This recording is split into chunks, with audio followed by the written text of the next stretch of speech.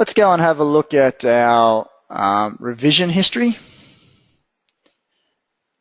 If we click on a document, you can see how many versions it's up to. If you come up and select the history button on the 12D Synergy ribbon, this will display all those changes. It will also tell you what type of change it was, when it occurred, who did it, and of course their change description. That's why it is important to give an accurate account of your changes. It is recorded against your name.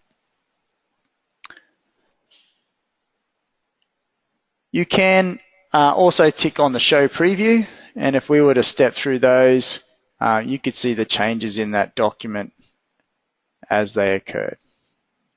Okay.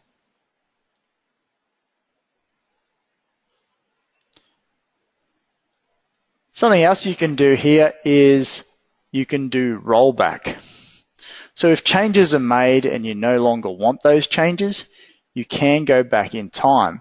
So for example, if I wish to roll back to version 7, I can select it, right click on there and select local rollback. Okay. Now I'll just expand this a little bit more so you can see it here, then open the history back up.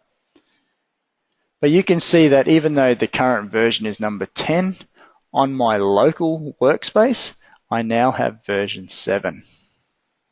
I could in fact actually have checked this document out, rolled it back, checked it back in, and version 11 would be the same as version 7. But versions 8, 9, and 10 would remain as history. Let's close that. You can also do details on a file. Now, depending on what type of user you are, will depend on what's displayed here. But again, you've got your general properties, your document preview.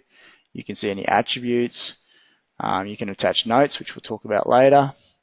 You can assign permissions to this document. So whilst permissions might be set at a folder level, I could say on this document that nobody else can see it except one other person. You can associate this document to something else if they relate to each other. You can see if it's been issued.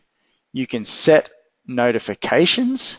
So this is like a push notification so that you can enforce others to see the changes to it. Okay. Down the bottom, you've got a view log. This is very similar to the history panel, except it shows all logs. So you can go to any time-specific interval and see the logs for everyone that's not only changed, but opened it up read-only or referenced it in any way.